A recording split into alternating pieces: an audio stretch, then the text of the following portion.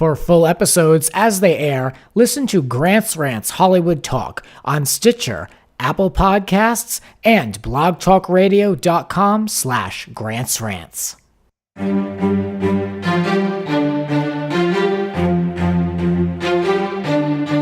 Broadcasting from Hollywood, California, it's Grant's Rants Hollywood Talk. Sia shows off her butt, and Margaret Josephs shows off those pigtails. What is the future for Britney Spears? It looks good for a second season of Big Little Lies. We dish on Atlanta Housewives premiere and examine the concept of housewives fatigue. That and a lot more with Amanda Szot now. Let the ranting begin. I am sitting across from TV producer and co-host of the Reality Rundown podcast, Amanda Szot. Hi, Grant. Thanks for having me. Thank you for coming on, and thank you for having me on your podcast 2 weeks back. Oh my gosh, it was so fun. I'm so glad I get to return the favor. Yeah, well, I listened to it. I enjoyed the show so much. So. It's a quid pro quo in this game of podcasting, isn't it? Yes, yes. It was great. Thank you very much. Aww. So I figured, of course, come on the show. Let's talk a little housewives, a little pop culture. I'll be honest, it's so hard to find good topics, especially topics that don't pertain to all these sexual allegations and assault and everyone's an animal and right. I mean, we could go on for days on that, right? Yeah. So it's nice to kind of take a step out of that and talk about real stuff like housewives and Sia and everything else. So yeah, I just, it's everywhere. And I always try to find alternative things to talk about on this show because, again, I'm not here to break news. Mm-hmm. You know what I mean? I'm just here to react and commentate. And so when it comes to all these allegations, I mean, that's its own show. I mean, I'm not interested. You know what I mean? Right. And especially working in television, I could tell you stories on stories on stories. And we've all heard it. I mean, we all knew all this was happening. And so I don't know what to say besides, yeah, duh. Yeah, and it's not just this industry either. So it's exactly. Now all of a sudden it's like this huge thing that someone lifted the curtain on. So and I just don't want it to be, desensitized in a couple months and then everyone's calling wolf, So hopefully that doesn't happen and hopefully some things start changing for entertainment and for everyone else. Yeah. But, hopefully we'll see. This year, so many people have been taken down. I mean, it's a lot. I mean, if you just think about the personalities and the comedians and now world famous directors and people victims of Trump. I mean, this year's been really rough in entertainment. I know. I mean, the last year has been pretty terrible. So bye-bye 2017. Yeah. Hopefully those even years will be better for us. The even years usually are better for me. Isn't that weird? I don't know if that's a thing, but for me, I always do better. I'm able to make a move or do something fresh in an even number year. Well, are you into all the crystals and things like that and the energies? Are you that LA guy? Well, I do meditate. Okay. But I swear it just keeps my head on straight. And I do yoga. But as far as crystal healing, I tried that once and it wasn't for me. No, but the even years is where you draw the line. Yeah, that's usually where I can do something for myself and have it work. Well, here's enough. Here's to 2018. Yes. That's all I got to say. And as we approach the end of the year, all the Christmas stuff is coming, and Sia has some new music. Okay. Which I don't know if you heard this new song that she has out. It's on this new album. Yeah, but I mean, Every I can Day only is imagine Christmas. it'll be amazing, right? Well, I listened to one of them and I didn't like it. I don't remember the name of it. I could look it up, but it's on this album called Every Day is Christmas, and it didn't do anything for me. But maybe if I am so inclined while I'm shopping, in the earbuds, I'll listen to the new album. Maybe. I'm not a huge Sia fan. I like her as a songwriter, but some of her songs are hit or miss for me.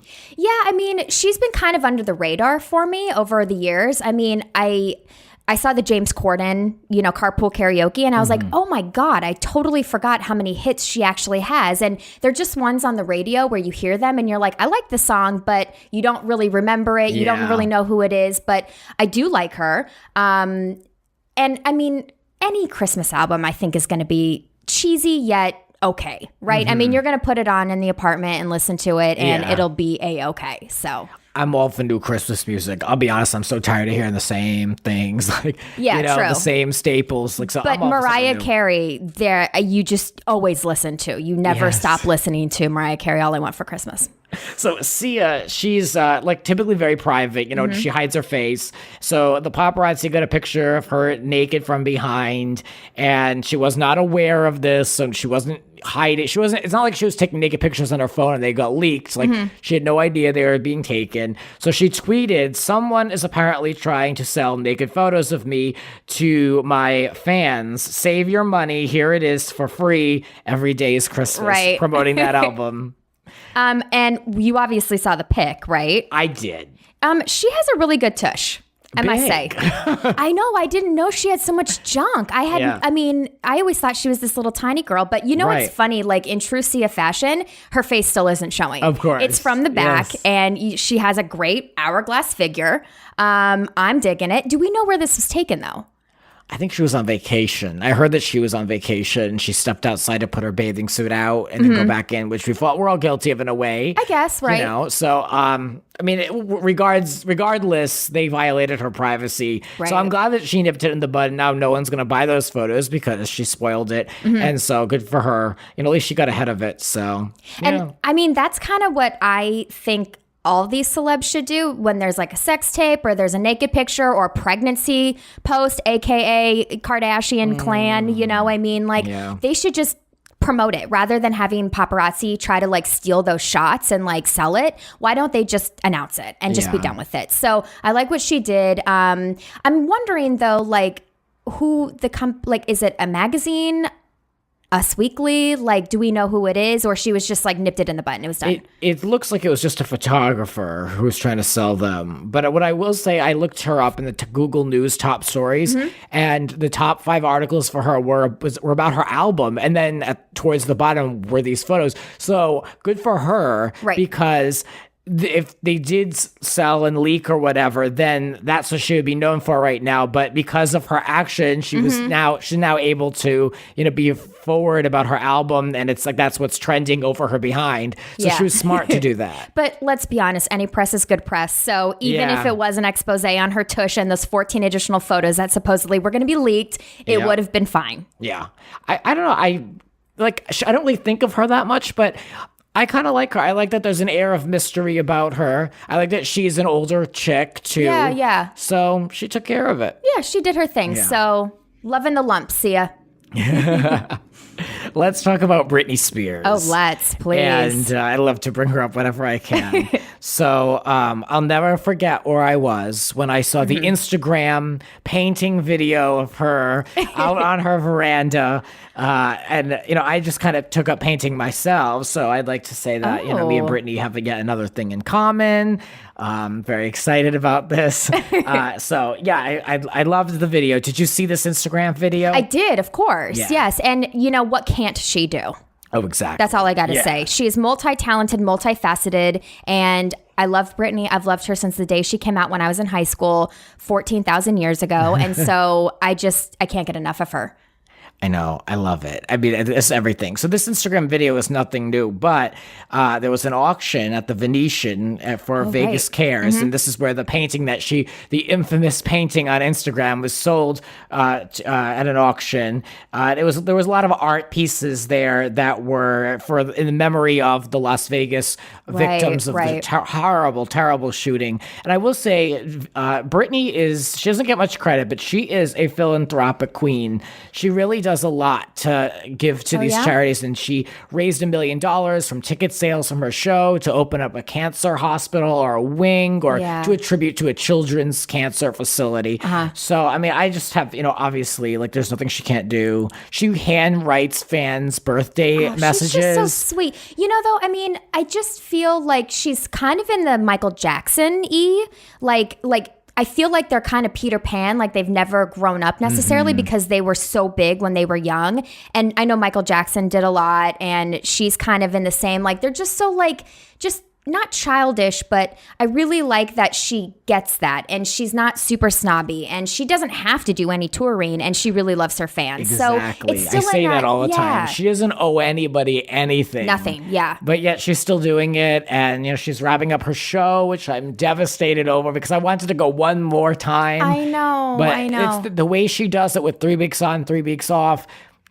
now she comes back for her final 3 weeks in December, which I'm away, you know? Oh, no. How many times have you seen her show? Twice. Okay. Yeah. I wish I could go more, and I couldn't get anyone to go with me. I've tried to go since August. You should have called me because I went probably a year and a half ago or so, and I've been dying to go ever since. Like, I could go to that show so many times, but... So worth it. Yes, it is. It is worth it. And it's a big dance party in there, and it's so fun, and everyone's screaming the lyrics, and oh my God. And the set design is beautiful too. So there's a lot going on. Then, they say that kind of compensates for a lot of the walking that she does, but she was dancing. She's dancing. I'm just how putting it out rude. there. She was dancing, lip syncing fine, but goddamn it. Sorry, darn it, she was dancing. She really was. She's on the floor. She's dancing on a chair. She's jumping off of a tree. She's on a guitar. Relax.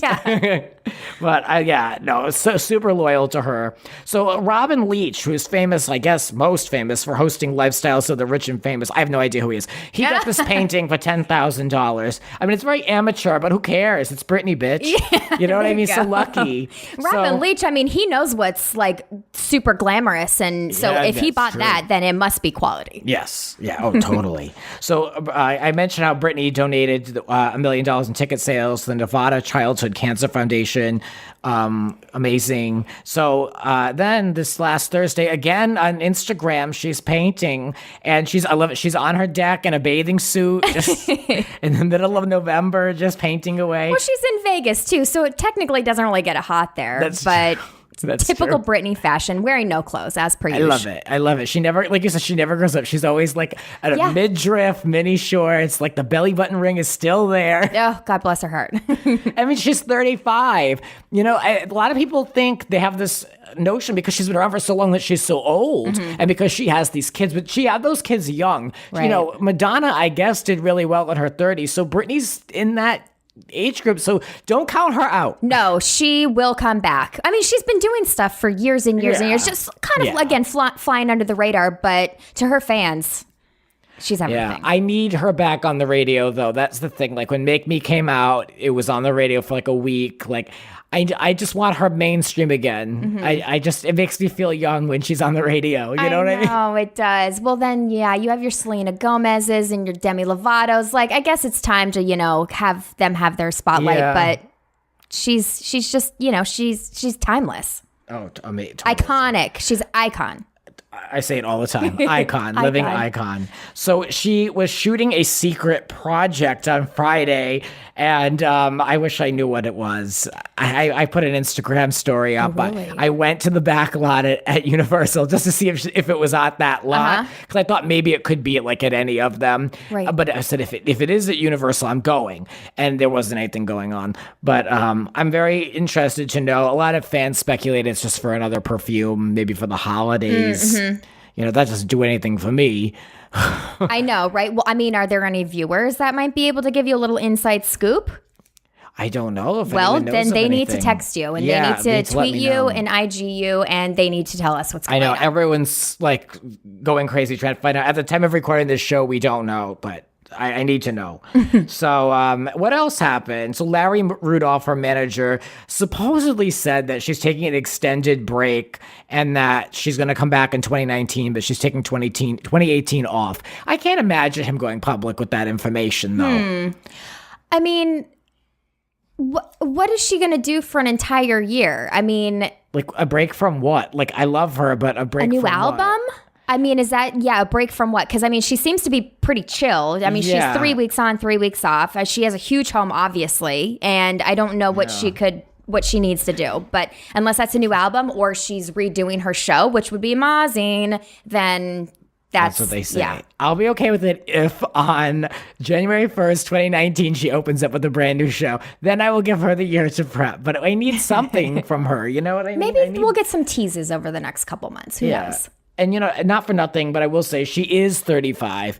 To take a year off is not a great idea, especially when next year is the 20th anniversary of Baby One More Time and her being relevant. Like, I would capitalize on that. They should release vinyl or something. Oh my God, I know. Well, I can just smell something at the VMAs. Like, she's going to have to do something at next year's VMAs for the 20th anniversary. Something's going to happen. I hope so.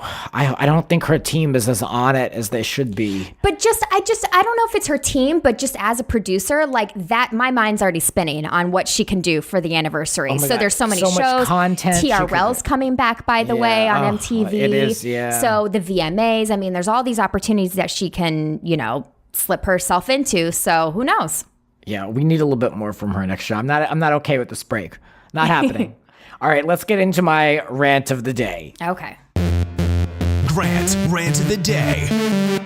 My rant of the day is about this Cash Cab reboot over on the Discovery Channel.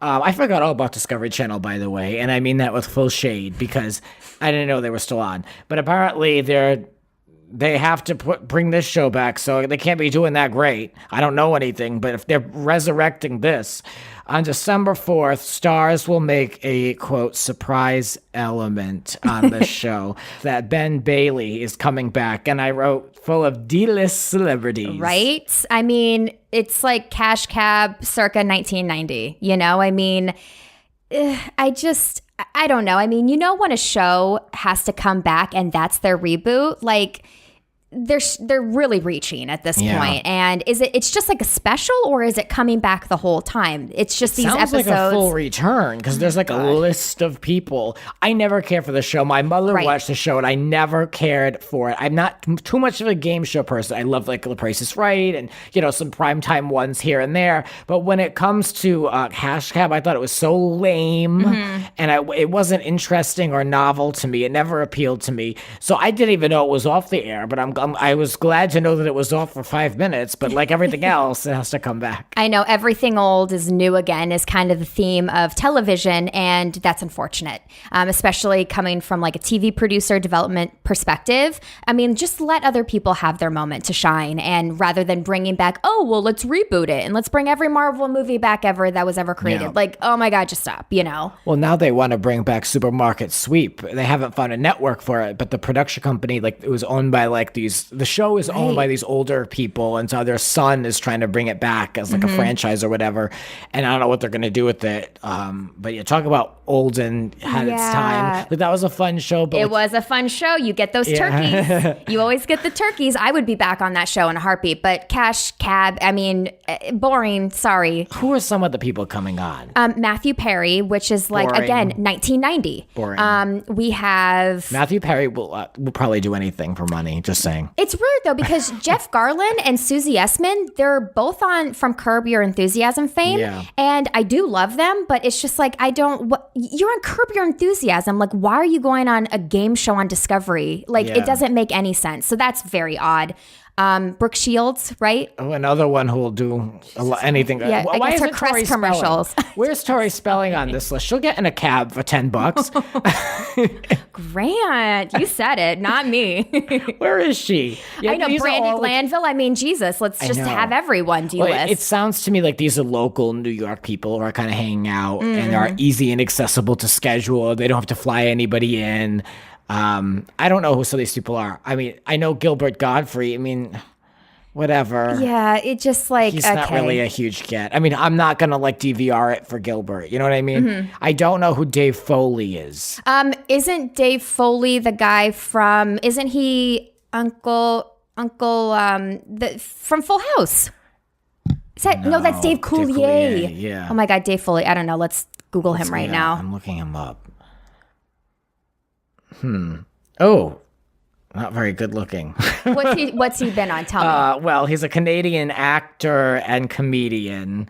And he was in The Bug's Life, very relevant. Good for, Discover we're staying ahead of the curve. Oh my God, Dave Foley. I don't even know who this is, nor do I care. Why do we want to see him playing games on Discovery? I mean, anyone who watched Dr. Ken on ABC, he was in that for a little bit. He was in The Middle for a little bit. So, yeah, again, who is he?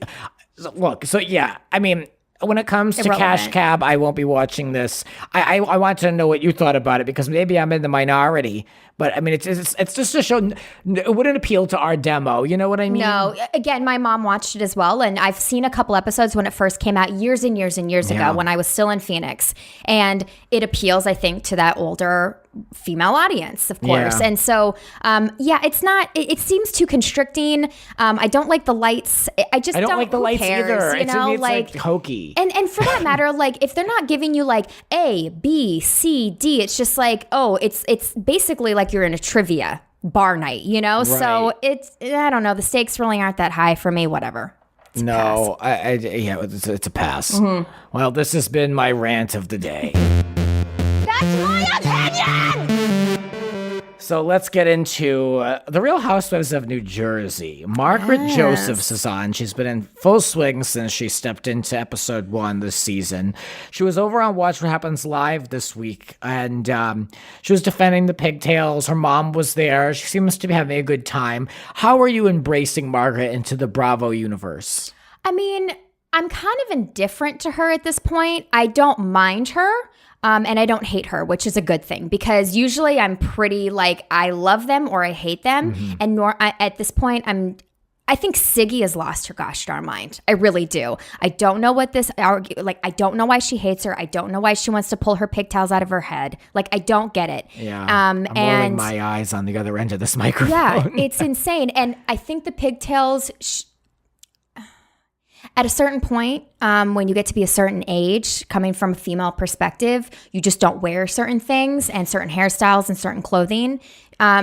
She has since gone 35 years, exceeded that limit on her pigtail, usage. She's not embarrassed at all. She know. thinks they're disarming and charming, and everyone wants to bang a girl in pigtails.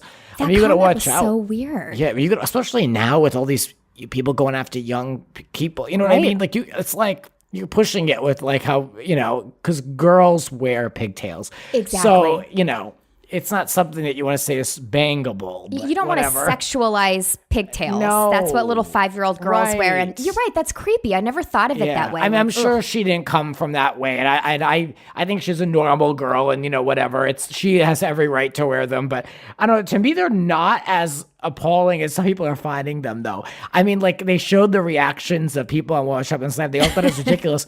But she's not embarrassed at all. And you know what? For that, I like her. Yeah, we applaud her, right? Yeah, she's just going with it. She's like, I'm not changing. Joan Rivers told me to keep them. I'm like, okay. Joan, her relationship with Joan, I can't. It's so weird. And I think it's funny that it's like a Tinsley.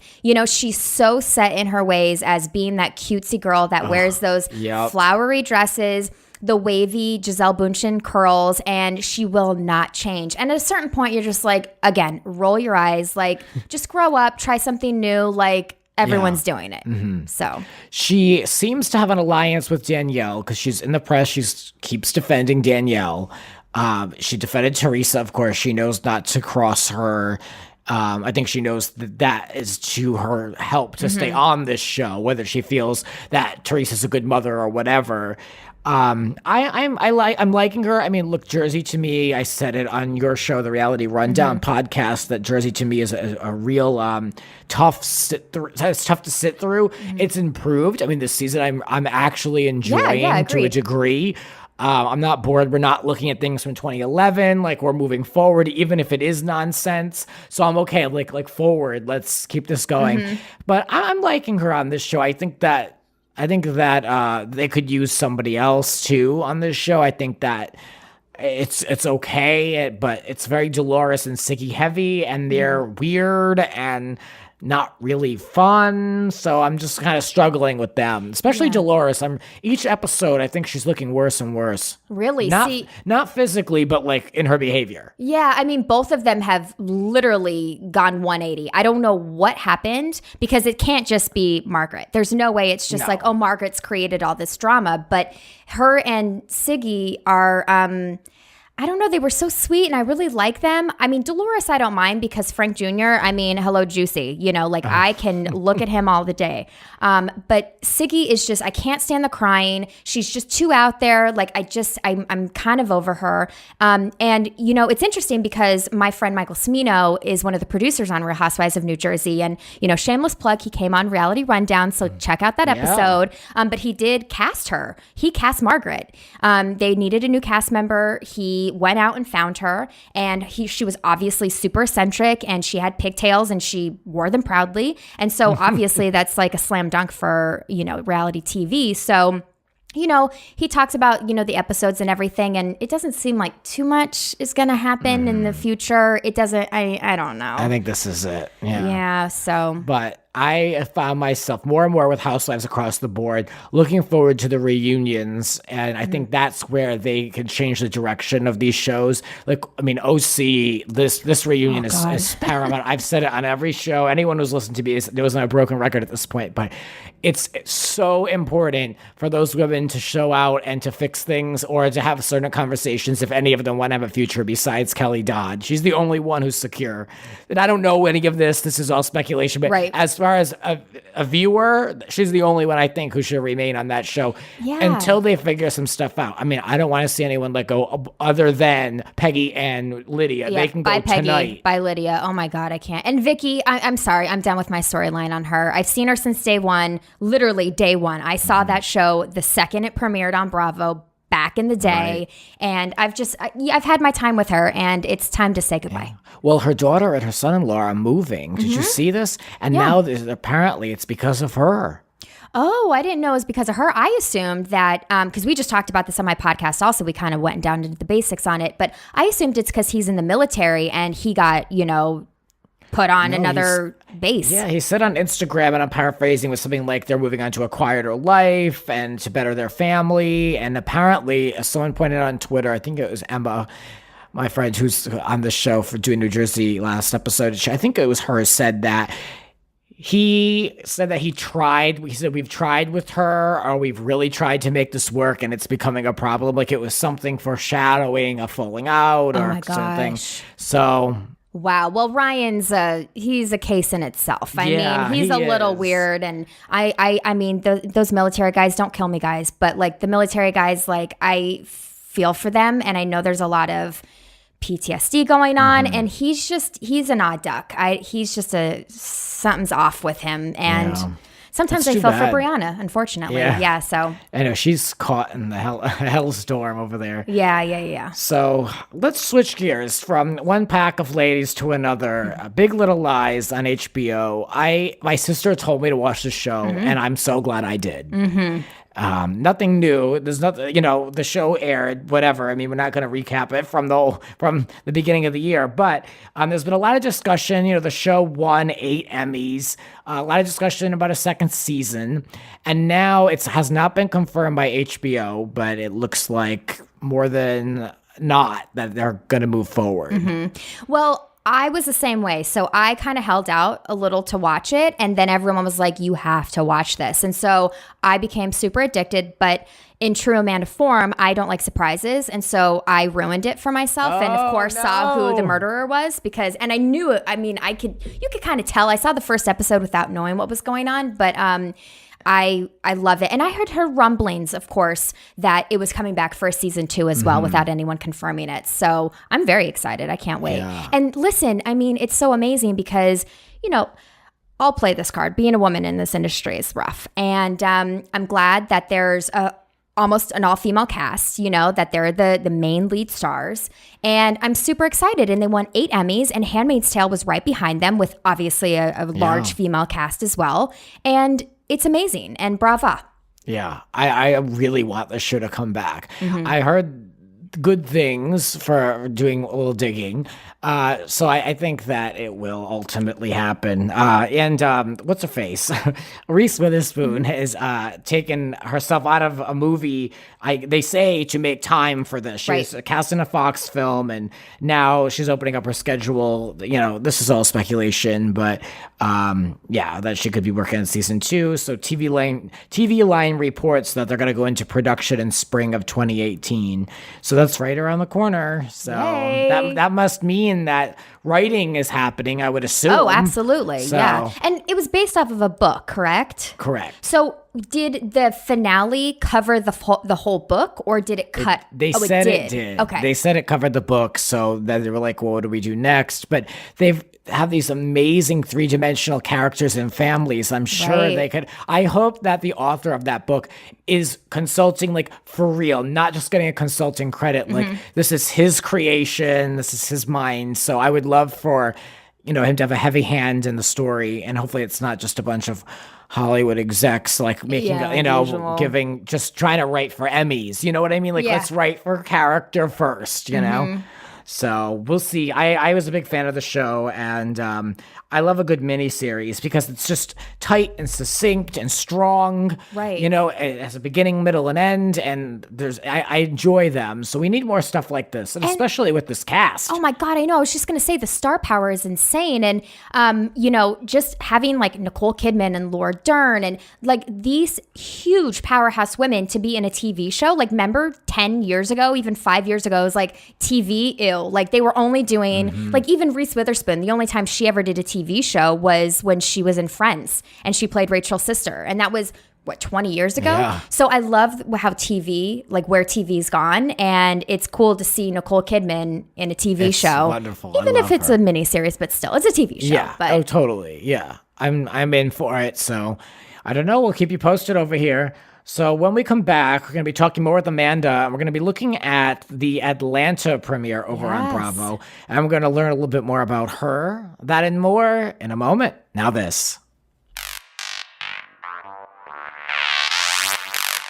You're listening to Grant's Rants. Subscribe and spread the word. There are a lot more rants to come. Listen anytime on all major podcasting platforms. And now, back to the show. And we're back talking with Amanda Szot, and we're going to be looking at the Atlanta Housewives premiere, season 10. NeNe's there, Kenya's married. We haven't seen Kim yet. I watched it, and I want to know, what were your first impressions? Well, Atlanta has such high expectations, I think, for myself and everyone else, it seems. So it's one of the highest rated shows in the franchise. And I liked the episode, 50 Shades of Cynthia. Sorry. Yeah. I thought it was genius. I love her. And I was saying this on our podcast that I can only hope that when I'm 50 years old that I have enough looks that I can have a party like that. I mean, it's good. I guess we'll kind of get into, Kenya's marriage. I don't know how deep, though, because I know she's really secretive. I can't wait for Kim. I love Kim Bierman. And NeNe, she's... I like NeNe, but she's just, in my mind, I think she's just a little too produced. I think she knows exactly what strategy she's going down, and it's just not the organic NeNe that I love. I don't know about you. What do you think? I don't really care for her very much. Really? I said it all the time. Yeah, she's not very authentic, and her ego's out of control. Yeah, so I don't really need her on the show at all. And I really don't think they need her, honestly. They don't. Somebody like New York needed Bethany. You know what I mean? And some people might argue that they didn't, but it's only really helped the show. I don't see how NeNe will really help the show because it's doing fine. I mean, it's like we've told her story. That's how I feel about a lot of these housewives, and that's how Bravo will put it when they like phase someone out, like Heather Dubrow, like we told their story like that. So she's supposed to have this. I haven't seen it. I wouldn't know where to find it, but she has a booming acting career in Los Angeles. Oh, yeah, right. Like 4 years ago. My God, 5 years ago. She's a huge TV personality. I mean, I work in television. I watch a lot. I haven't seen her. Apparently she's doing it. Apparently, just not on my. It's not on my radar. I don't think she's done anything. I mean, obviously that's the joke. Exactly. But I think she needs. Does she need money? Is that what it is? Regardless, she is successful because she is a household name. She's one of the few that really have become a household name from this. So I can't knock her for that. But she's back doing the show for whatever reason. And I don't know. I think that, it's never really a good look when you have to go back to your first job. Yes, you're right. And I mean, how many times has she come back? You know, she's kind of always been there. She's always been there. Yeah, and she just won't go away. And yeah, again, it's just like, I don't know. She's all right in the fact that she'll go there and she'll come up with the funny lines and stuff, but I don't know. This I had a hard time getting to this episode, especially I think the party dragged out. Wasn't too into it. I had heard that it wasn't the strongest show, especially coming back, which is fine. I would rather have it be more chill than fake, so I have to be okay with the way that it was. But I wasn't like in love with it. And actually, towards the last act, I was like, let's go. Like I got other stuff to do. Like I found myself like on the outside of it versus being into it. Right. You're like doing laundry and folding laundry at the same time, making dinner. Yeah. Well, I mean, obviously we know how these shows play out because we watch it via social media, which is a new platform. And, you know, I know that the last episode was their Halloween episode, and that's when Nene came out as, you know, the bug sprayer and the whole roach situation. So we know stuff's going to happen throughout the season. I was saying this last week on this show. We know all the highlights through social media. We know about Kenya and how things are going to fall out with her when they go on the cast trip, and eventually she brings the husband on, and blah, then blah, Kim's fall from grace. It seems like everyone hates Kim also. Yeah. So I don't know. I mean, I'll watch it. Trust me. It's like OC. I will watch it. I will be there. But am I going to like be super invested? Is it going to be something that I'm all for? Meh. We'll see. You know, I enjoy these shows, but it is getting to be too fighty. Like I forgot, like now Shami is going to be on this coming episode. And I was like, oh wait, what's her status with everyone? I keep forgetting about these fights. It's becoming too fight of the week and too heavy with that. And that's what happened with Mob Wives. Every week with that was another fight between somebody else, unresolved business, and then insert new person only to get them to fight. Like it wasn't an organic thing. So I worry about all this because I can't keep track of all these feuds. Some are more interesting than others, but it's also very, very negative. Like the Dallas reunion, I had a problem with. I didn't think it was very good because I thought it was really dark and negative and hateful. And we're just living in a time where it's like we want an escape and to have a little bit more fun. That being said, I don't want filler, but I really don't want to have to see people live to tear someone else down and destroy their marriage and their public image and their business. And it's really become almost like destroying, like you mentioned, Kim.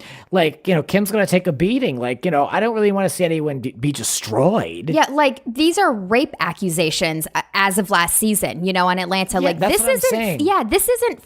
It's not entertaining to see someone be wrongly convicted of rape, especially now. Jesus, especially. I mean, like you mentioned, like this is escapism. This is why we're watching television. This is just too much. The storylines, it's too deep. You know, there's bone collectors out, and it's like, I don't know. Yeah. A little too messy. Yeah, I lose track of who's fighting with who and why and what the history is because it's exhausting in a way. Yeah, I want to have fun. I don't want to have to worry about taking notes on why Sheree is upset with someone from 3 seasons back. Like, whatever. I don't know.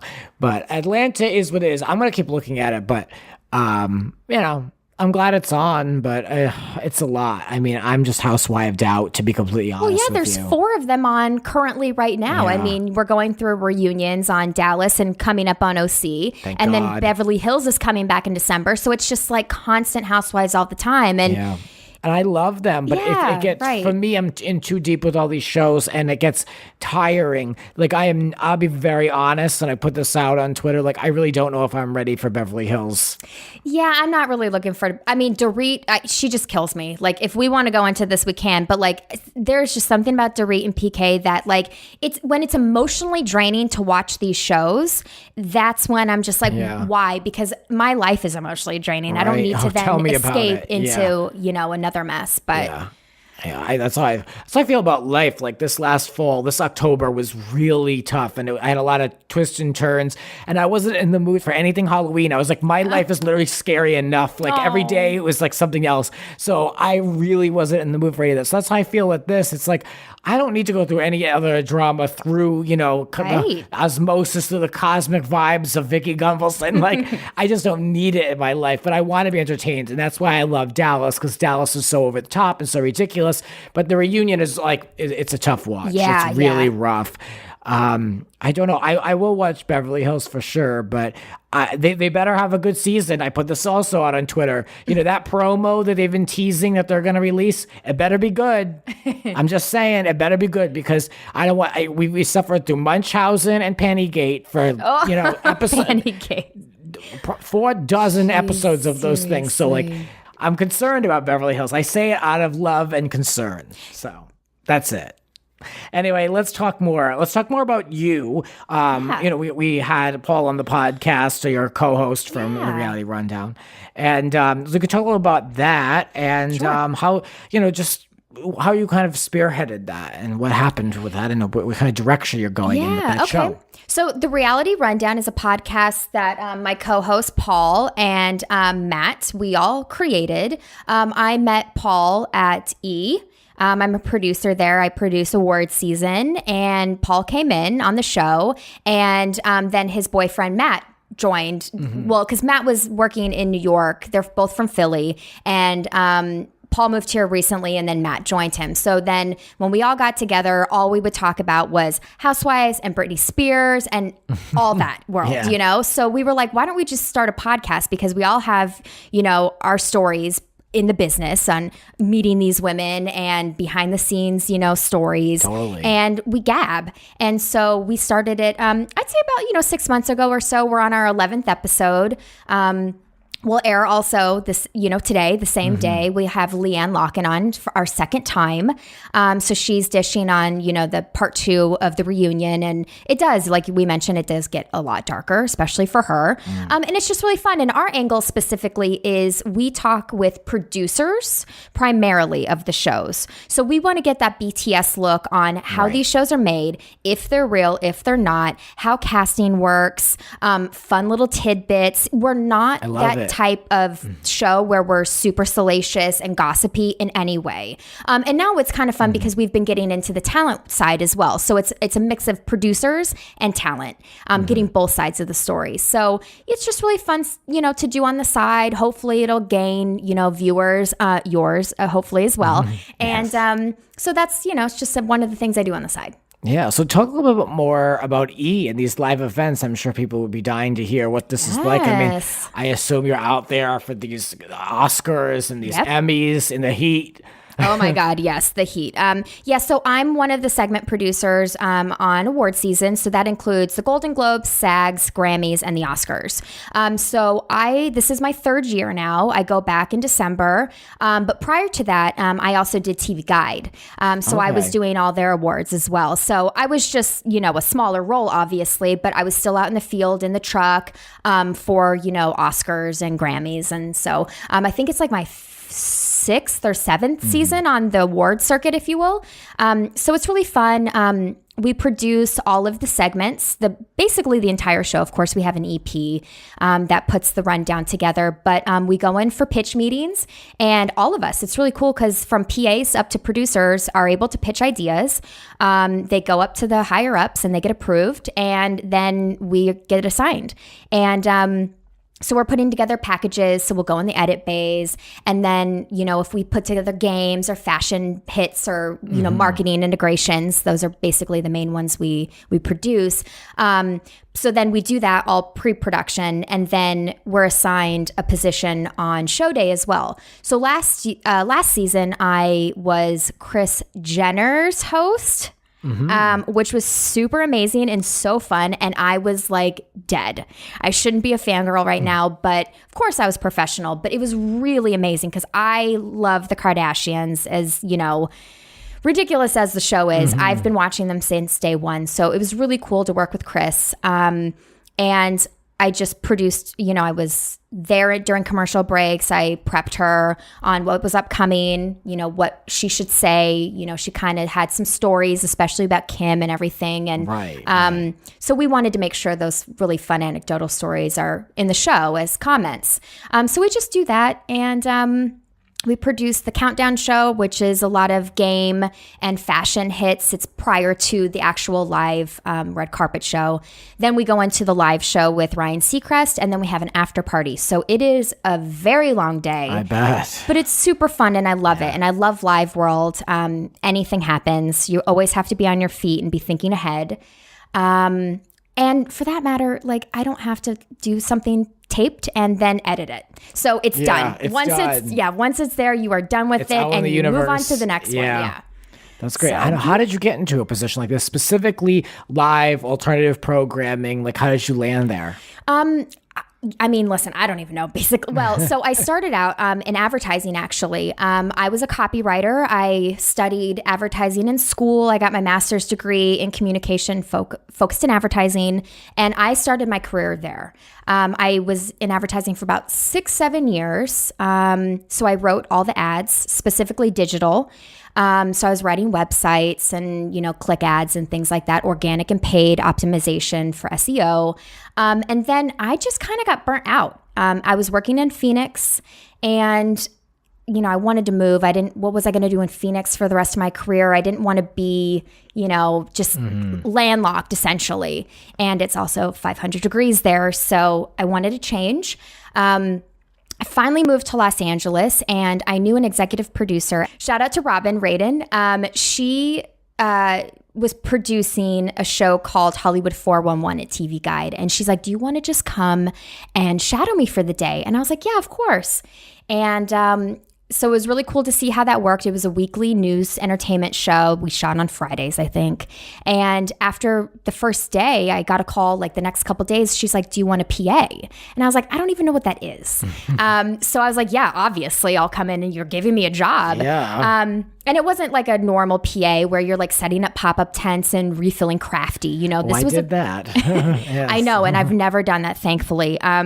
I didn't do it very well. I was never asked back. I didn't want to be back, but yeah, that. Well, you're a more creative type, for me. So yeah. Yeah, but I mean, I did like more of the admin side too. That was more my style, but yeah.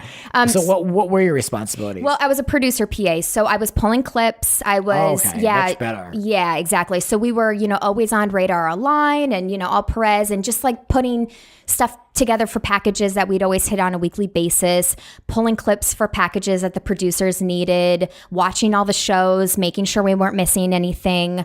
And then also we were helping out in the studio too. So it was a really cool way to see how things worked. Especially to learn how like the sausage is literally made and like being so in-house production, research, like all that being in-house. Yeah. Great. And like helping out with writing. And then, I was helping, putting together packages very quickly, and I really liked that creative outlet. So it was different, but it was still in the same creative space.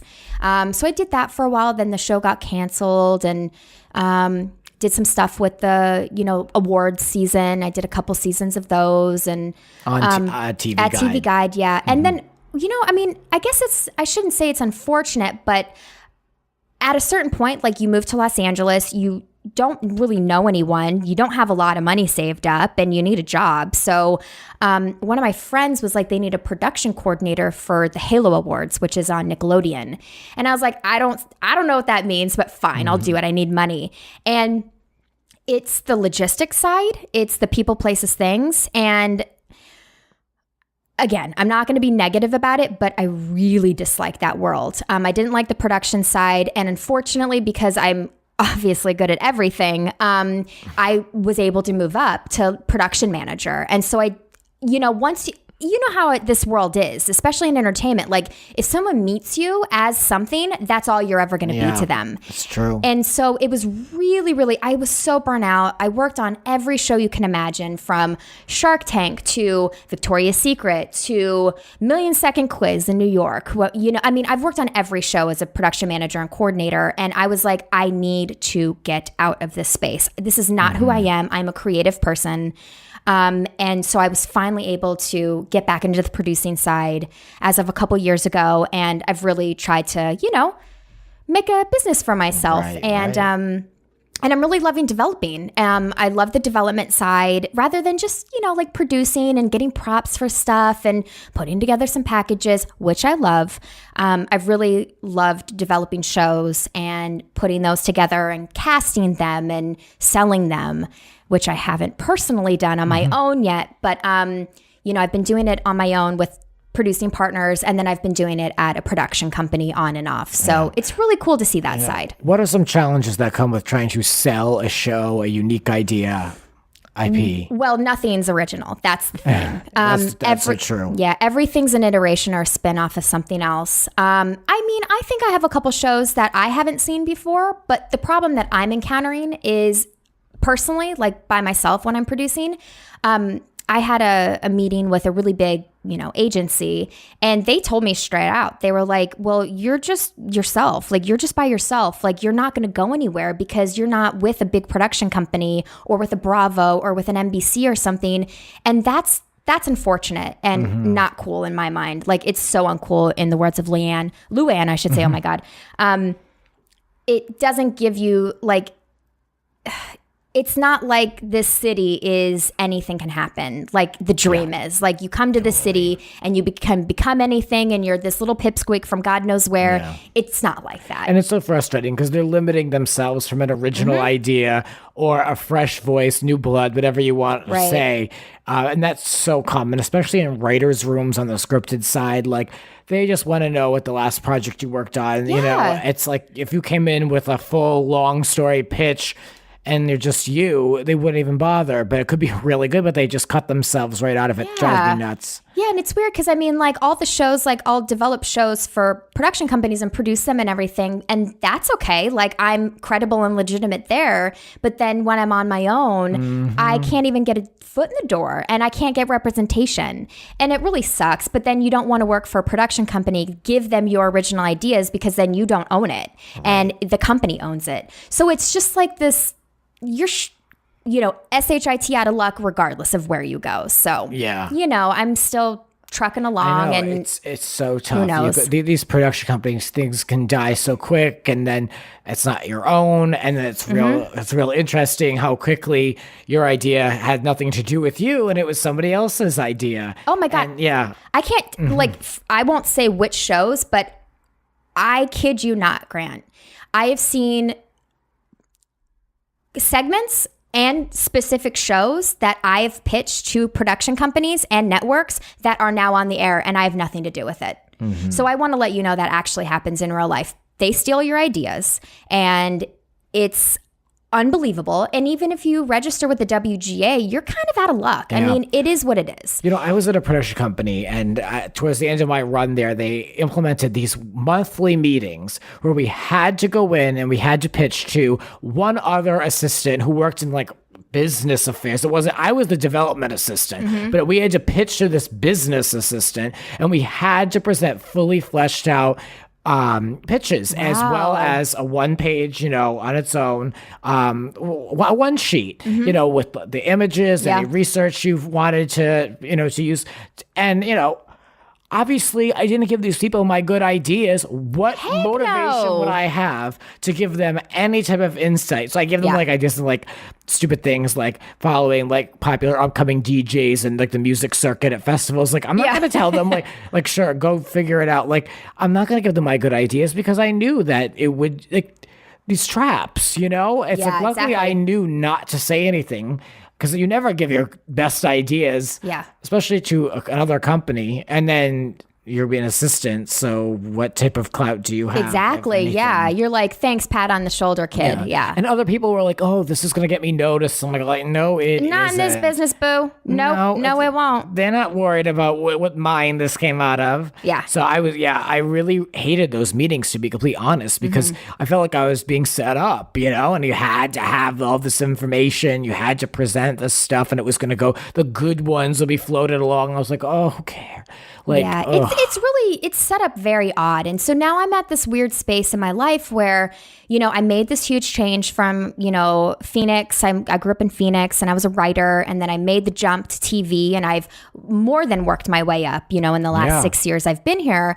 And now I'm in this weird space where it's like, do I continue producing and developing these ideas on my own with my partners, or do I go to a production company and be a development producer or exec, I don't know where to go. And either like I own my ideas, but it's that much harder to get them sold, or I just deal with it and, I don't know. From my experience at a production company, unscripted, they weren't but selling things. It was an environment where a lot of people, even people I keep up with online who worked there, are now doing something completely different, like teaching people Spanish language, like, you know what I mean? Like, people have just moved They're on. over it. Yeah.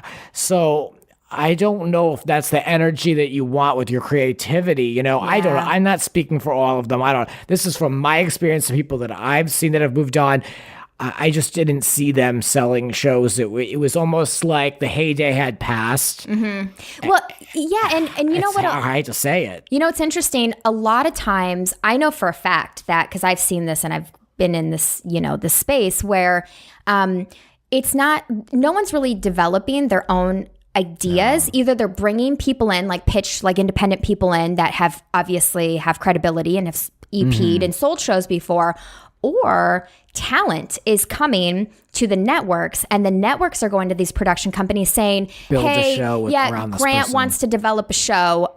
He wants something around his podcast. So production company, you figure this out. I'm also going to take us to the other 5 production companies that I'm aware of, and you guys battle it out to develop the best show, and then we'll choose one. And that's like, it's crazy. I mean, I was in a lot of those meetings where they send the talent and the talent picks who they like best. Exactly. And so it's like a huge contest. It's a kiss up, like, oh, let's do this. Let's get this. And, you know, you're going to meet with all of us and we're going to have a catered lunch for this.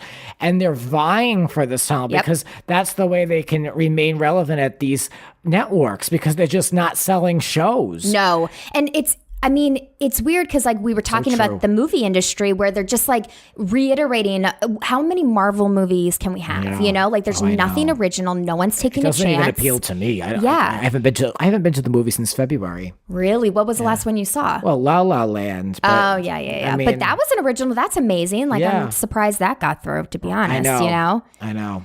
But only because of the director. That's the only reason why. But I mean, now we're going to see a lot more of that. You know, we're going to see a lot more things. You know, one thing works and we all got to swarm it and water it down and make it into junk. But I mean, you know, the success of a musical is nothing new. I don't know why it's like, oh, this is something we should be pursuing. Like, don't underestimate the power of theater and live music and performances and people with actual talent. I don't know why it was such a shock that movie was such a success, but because it hadn't happened since what, like years and years and years. The last 70s. Big musical I saw was Grease, for crying out loud. I mean, hopefully with the space of like the Hulus and the Netflix. Oh yeah, Chicago. That was Chicago stands on its own. Right. Like, has what else? But so go ahead. And it wasn't based off of something that had already been on stage. You know, La La Land hadn't. Yeah, it was an original. That's true. An actual true original. Yeah, I can't tell you last time. But hopefully, you know, it gives a better opportunity because, like I said, with the Hulus and the Netflixes and the Crackles and the whatever else, you know, everyone wants content. Everyone wants award shows. So hopefully that, you know, things might start coming around and the unscripted side might pick up a little more and they won't just. Yeah, I'm hoping. I think that I was in it at the wrong time. I think the game could have changed more now. I know, especially now, these apps like Netflix and SVOD and Amazon channels of the world are now more open to hearing pitches for unscripted content, where at that time they're very open. We are only looking at scripted because they are building. Now they're a little more open to this stuff. So who knows? But I love talking to you about this. I feel like we both know this world pretty well, you know? Yeah, it's fun talking the good to and the bad, in the you know? biz, yeah. Yeah.